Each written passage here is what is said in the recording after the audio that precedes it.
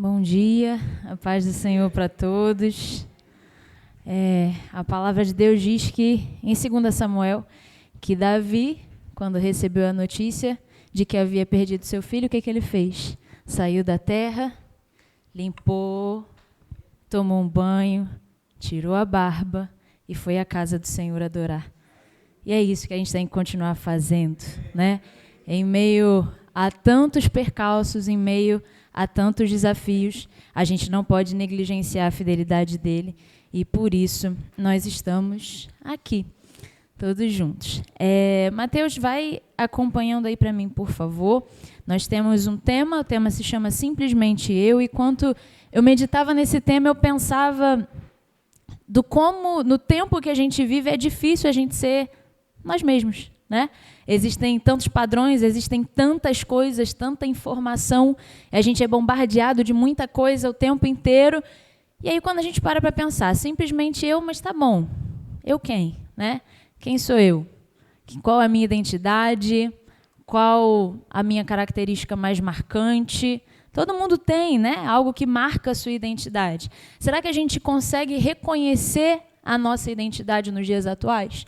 Como mulher, a gente sabe que, não só mulheres, né, mas os homens também, a gente sabe que existe toda uma pressão, e aí eu tenho que puxar a sardinha, né, para o que eu estudo. Quando a gente pensa em globalização, é isso. Existe uma pressão de mídia, uma pressão de informação, de comunicação e de uma série de coisas que fazem a gente pensar muitas coisas. Faz a gente pensar que a gente tem que agir de um jeito, ser de uma maneira e seguir padrões, que, na verdade, o mundo diz que não são padrões, né? Ele olha para a gente e fala, você, mulher empoderada. Essa palavra está muito em alta, né? O que é uma mulher empoderada? É o estereótipo de mulher que a gente tem hoje. Esse estereótipo, ele cabe a todas do mesmo jeito? O que significa esse empoderamento? Será que ele é mais uma forma de ditar como a gente tem que ser, como a gente tem que se comportar?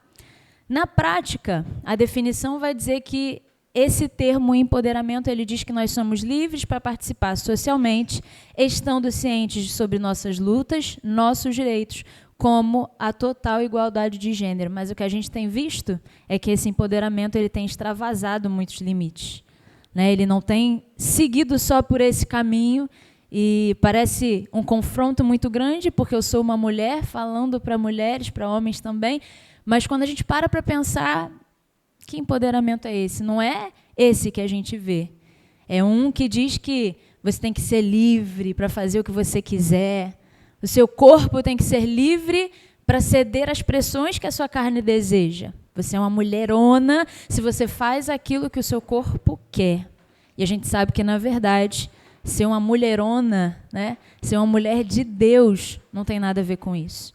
E nós fomos chamadas para seguir e sermos exatamente quem Deus nos chamou para ser na nossa simplicidade.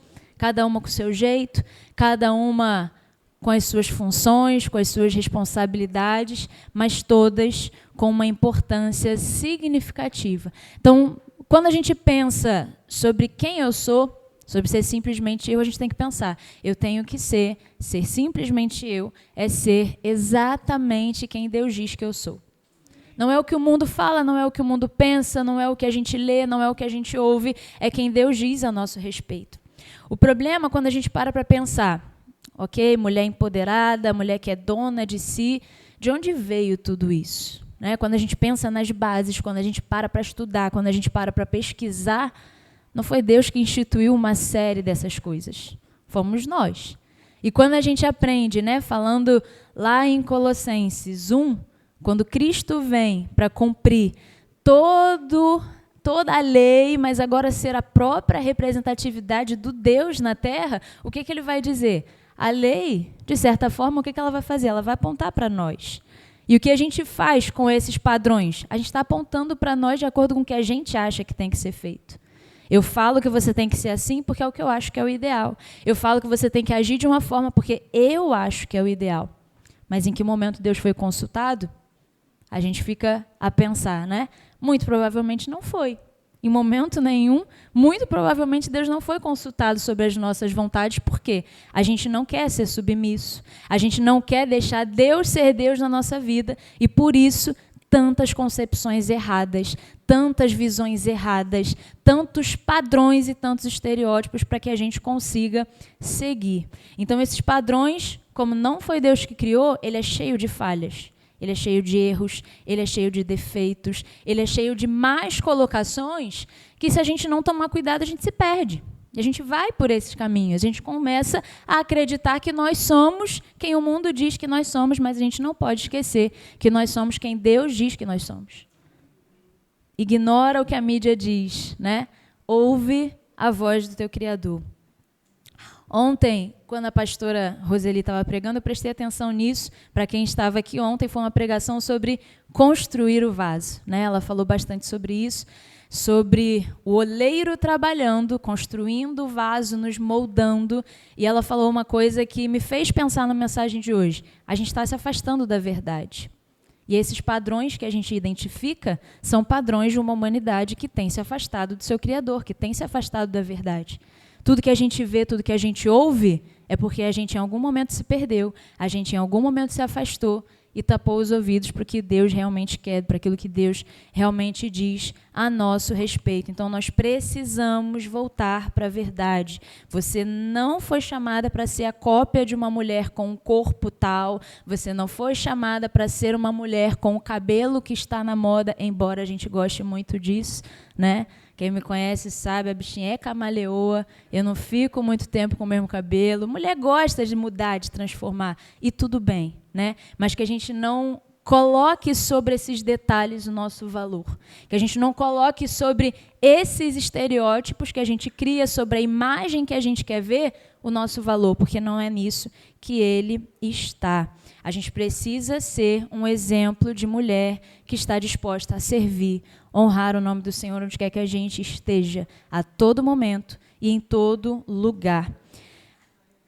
A Bíblia, quando a gente pensa não só na figura da mulher, mas do homem também, a gente é comparado com um vaso de barro.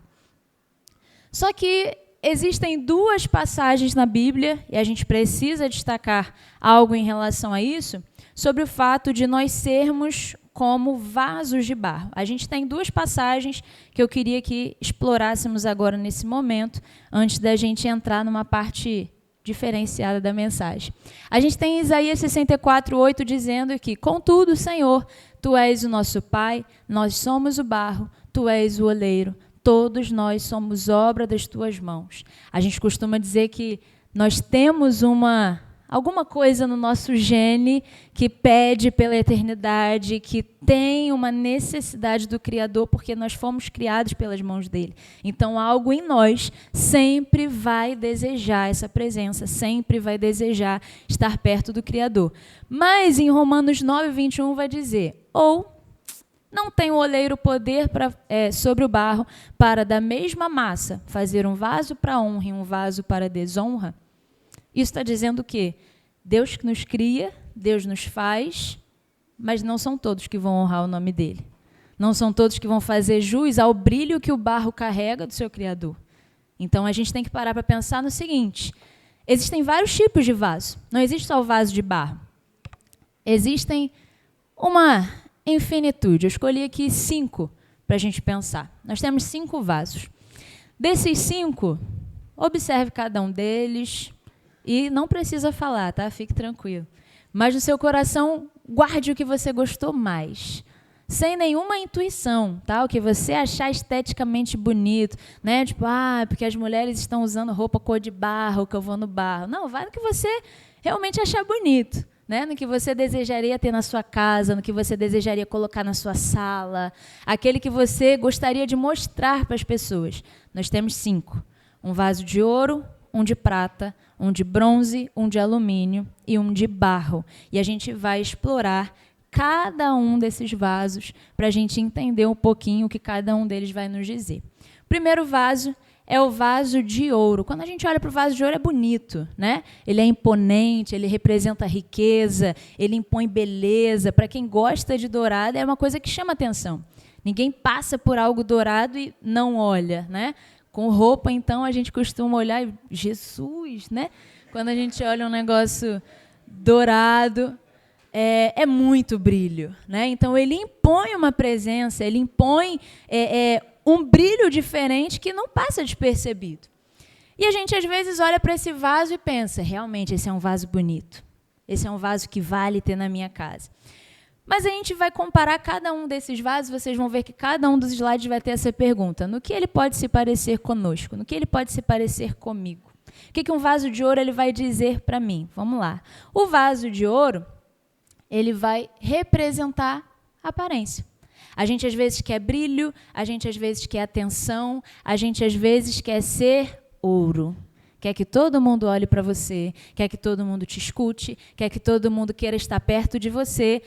Você quer ser um objeto desejável. A gente foi feito para isso? Não, né?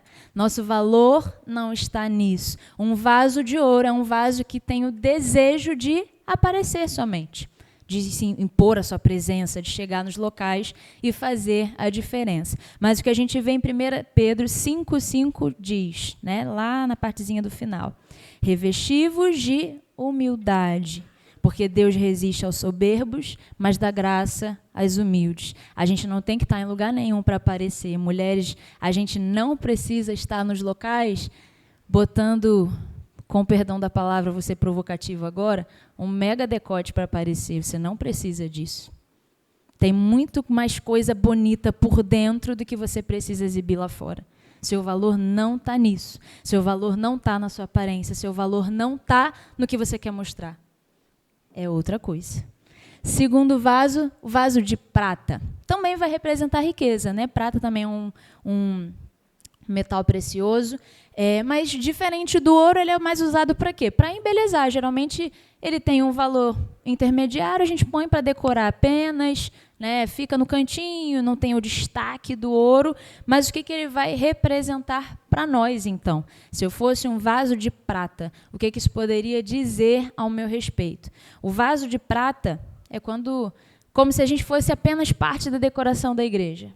Eu venho, as pessoas sabem que eu estou, mas não tem nada comigo, não precisa contar comigo, eu apenas marco presença.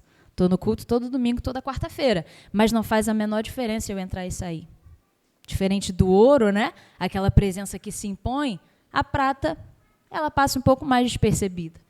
A gente não pode levar na nossa vida desse jeito, a gente não pode brincar com a nossa salvação dessa forma. A gente não pode entrar na igreja da mesma maneira e sair da mesma maneira. A gente tem que pedir todo dia a Deus um pouquinho mais de graça e de misericórdia para que a gente saia todos os dias transformados e que para que a gente não seja um vaso distante, mas um vaso que a igreja possa contar. Se você está aqui, é assim, pastor, soldado na obra que é trabalho, então vamos embora.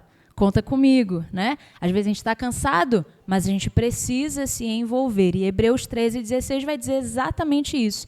Não se esqueçam de fazer o bem e de repartir com os outros o que você tem. Não guarda o que você tem para você num cantinho, numa prateleira, como um vaso de prata. Compartilhe. Deus espera que a gente faça alguma coisa com o que a gente tem. Próximo vaso é o vaso de bronze.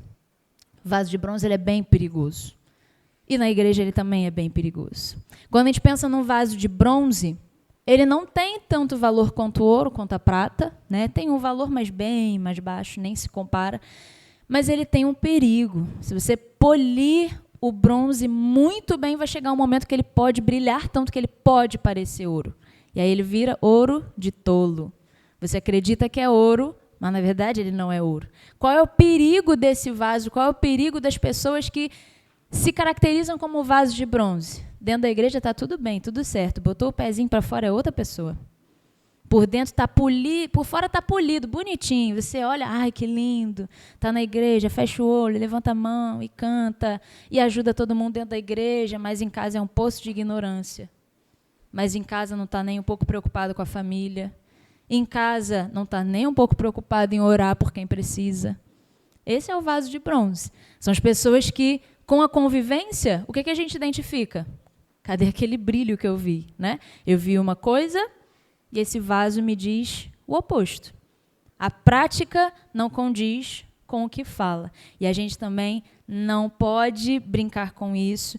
temos que ter muito cuidado com o nosso testemunho. A gente tem que ser exatamente a mesma pessoa aqui dentro que nós somos lá fora.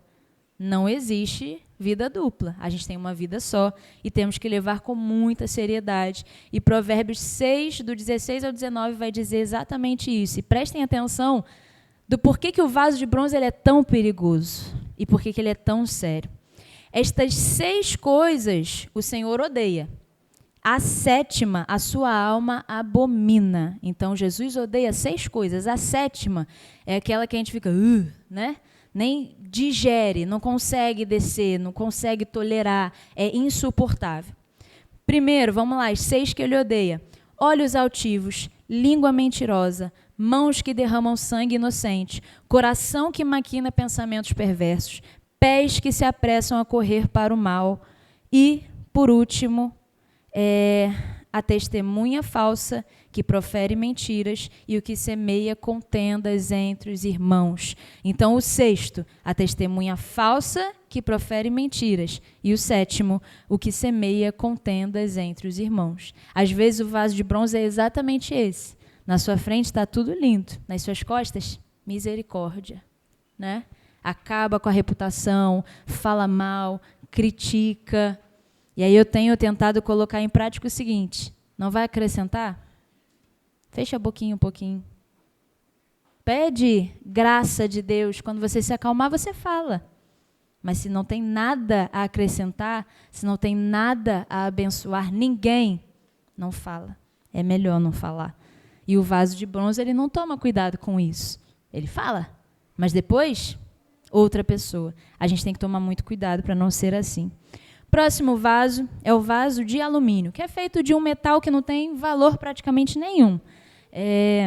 Como geógrafa, eu confesso que esse é meu calcanhar de Aquiles. Eu não gosto dessa parte, acho muito chata.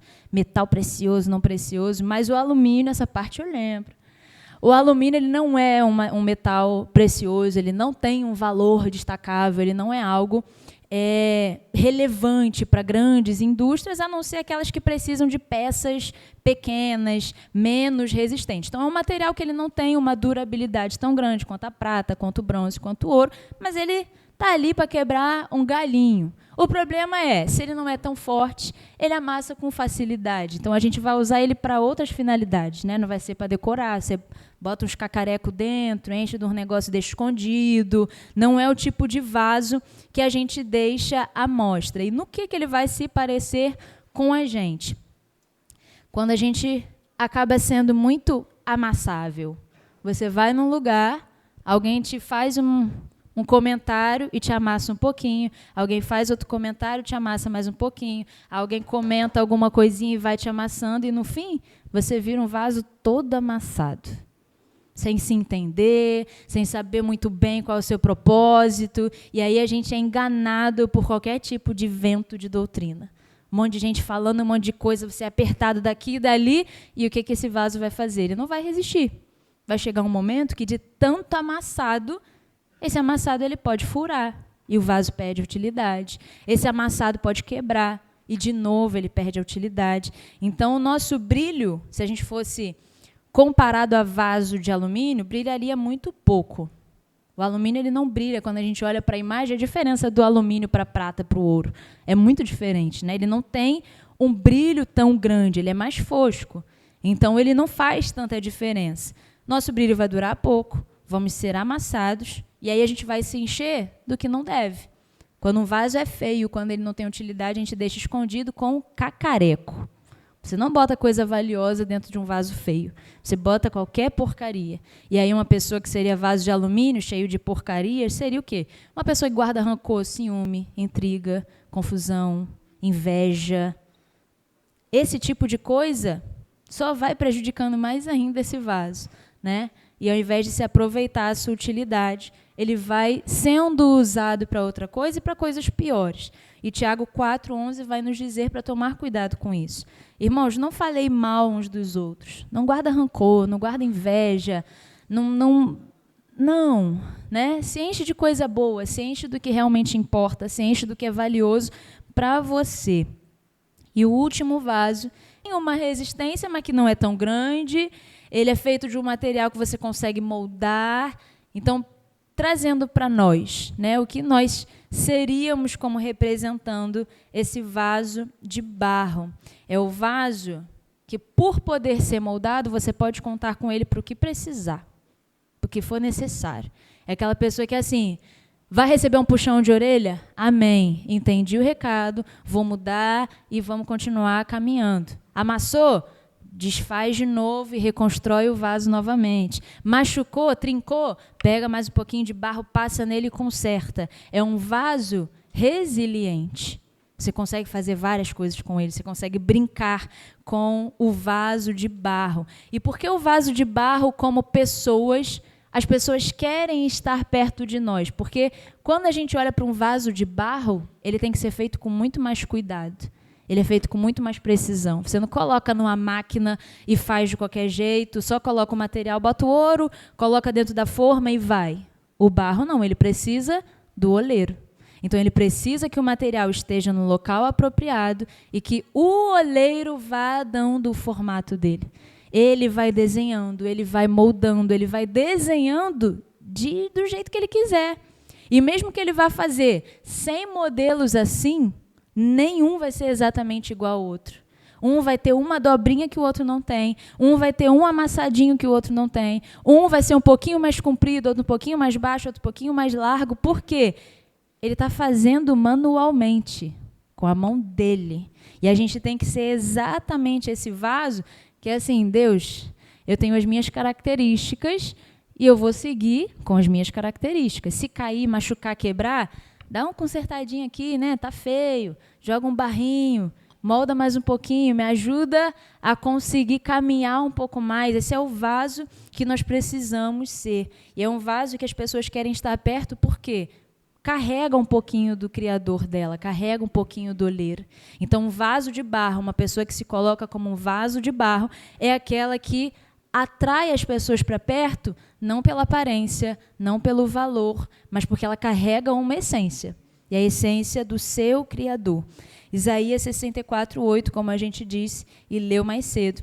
Mas agora, ó Senhor, Tu és o nosso Pai, nós e Tu, o nosso oleiro, e todos nós, obra das Suas mãos. Então, se você cair como vaso de barro, Ele está disposto a te reerguer, te reconstruir, te moldar de novo. Às vezes pode doer um pouquinho, né? Mas é necessário e Ele cuida de todos os detalhes. Então, a gente tem, pode seguir, Mateus, nós temos algumas etapas a seguir, né? Um vaso, ele tem que reconhecer o seu valor, ele tem que reconhecer de onde ele foi feito. A gente não pode basear quem nós somos, nosso valor, em coisas da terra. A gente já viu que o estereótipo que é criado de mulher ideal não foi o estereótipo que Deus criou, porque Ele não criou estereótipo nenhum. Ele criou cada uma com a sua identidade, cada uma com o seu valor, cada uma com o seu propósito. E é isso que a gente tem que seguir. Então, se nós criamos esses padrões, o que a gente tem que buscar? O padrão, aquilo que Deus deseja, o máximo que Ele deseja para que nós cheguemos um dia.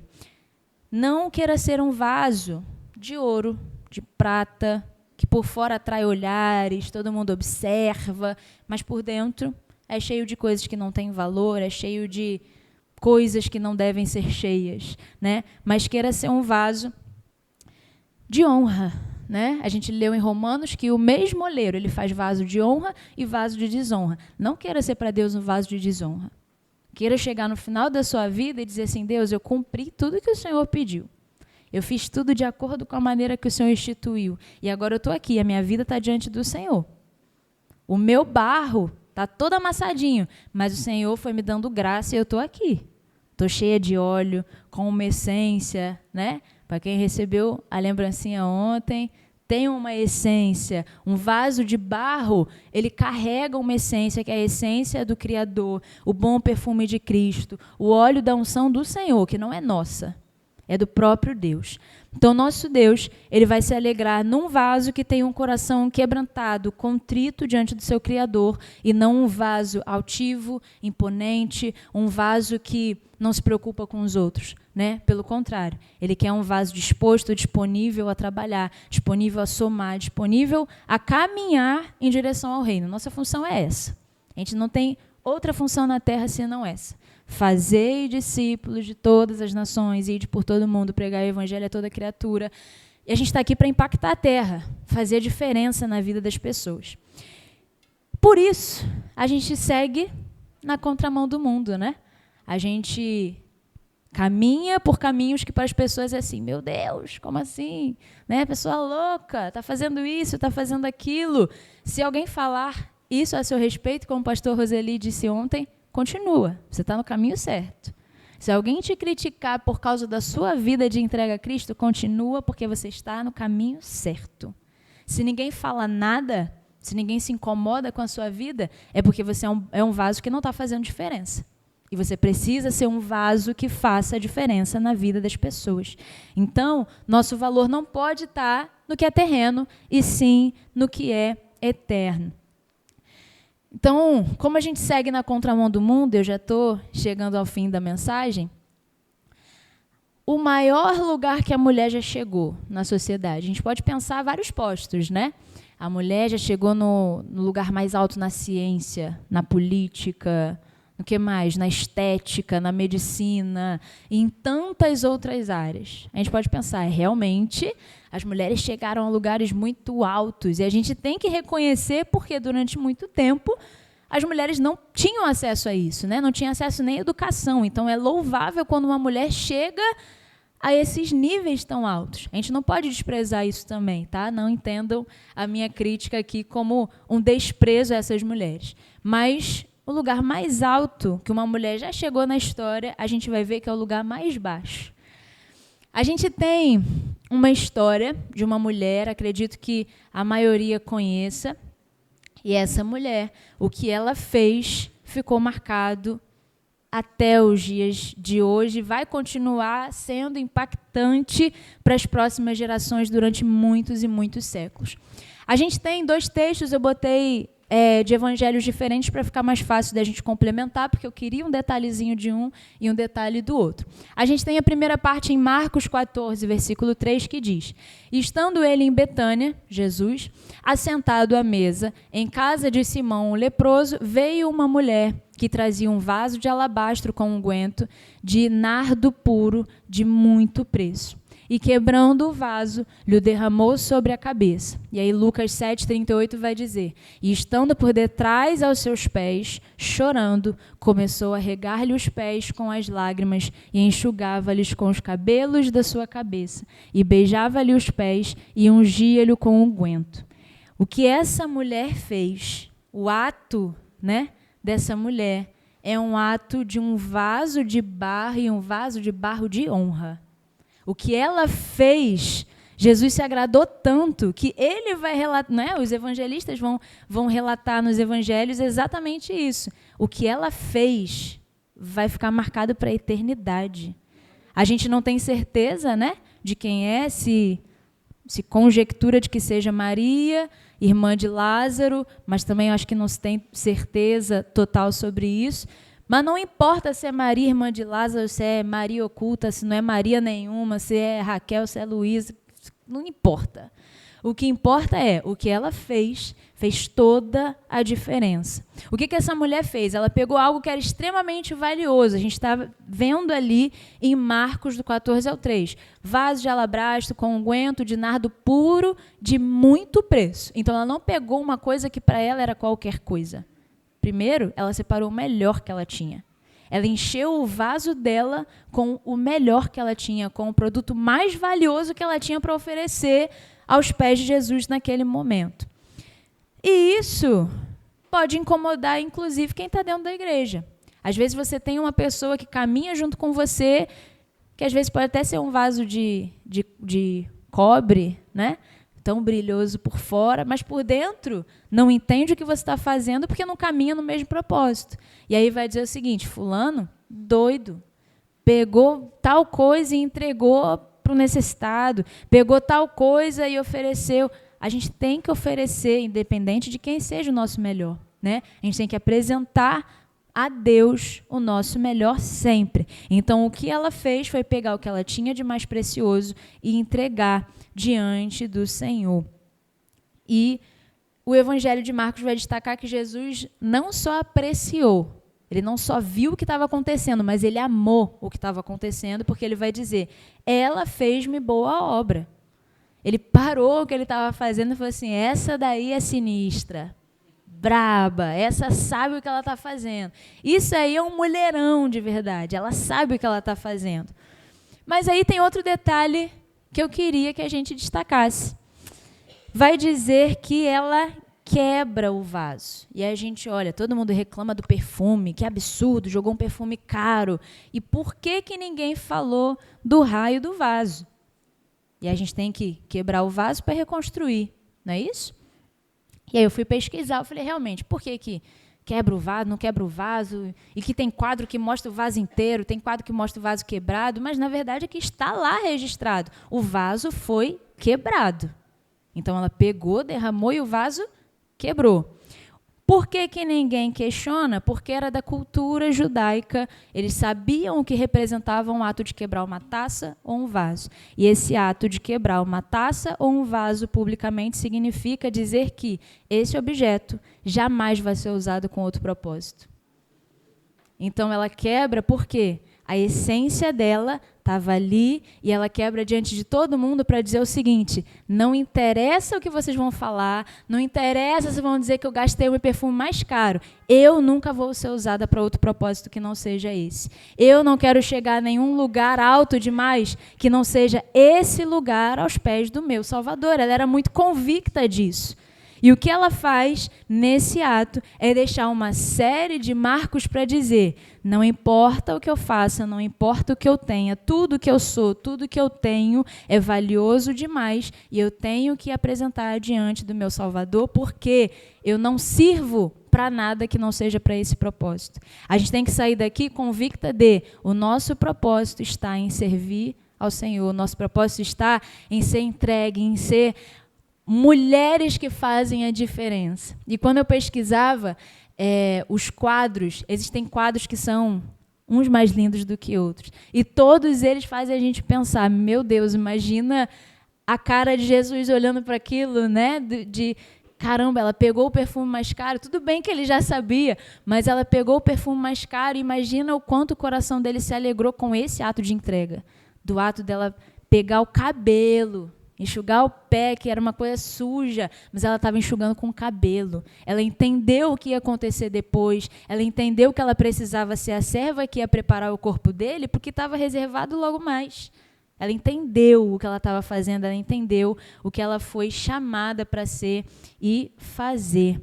Então, ela reconheceu e mostrou para todo mundo. Acredito que tenha sido um soco no estômago, né? Tinham homens caminhando com Jesus tanto naquele período, para cima e para baixo, tinham mulheres também. E aí vem essa mulher, faz uma coisinha que faz toda a diferença. E por isso vai dizer nos evangelhos, o que ela fez vai marcar a história da humanidade. Ninguém nunca vai esquecer. Não interessa se é Maria, se não é. Ninguém nunca vai esquecer o que ela fez, porque foi um ato de entrega e um ato de reconhecimento de que não tenho por nada a minha vida valiosa, contanto que eu cumpra a carreira que Deus me designou, contanto que eu cumpra o meu propósito. É para isso que a gente foi chamada.